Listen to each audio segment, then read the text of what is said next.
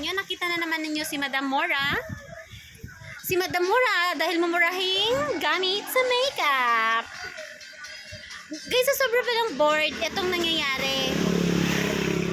Nababaliw na ako. Baka may pera ka dyan, pautangin nyo ako. Ito guys.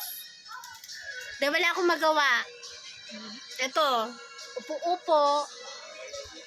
Ngiti-ngiti. Ito guys, pasensya na kayo guys kasi yung bahay talaga namin mukhang ganito lang. Eh, naghihirap ang lola ninyo. So, ganoon talaga. Ang mahirap. Ay guys, ano bang ginagawa ninyo? Kami, naghihintay kami na may bumili sa tindahan pero walang tao. Parang tindahan namin walang laman. O, diba? Kaya guys, kailangan i-like nyo ito i-like nyo talaga ito guys. Pasensya na talaga kayo kasi ganito talaga nangyayari for now. Maganda ba ako? O pag sinabi nyo pangit, okay lang. Tanggap ko naman.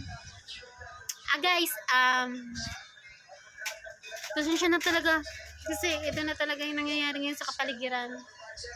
Sobrang init guys. Siguro masarap kumain ngayon ng halo-halo.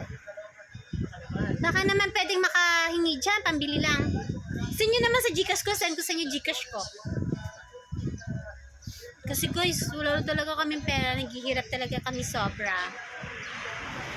Guys, na nga pala kami sa may tabing kalsada. Yun nga pala guys, ang tricycle namin. Nakikita nyo yan? Yan.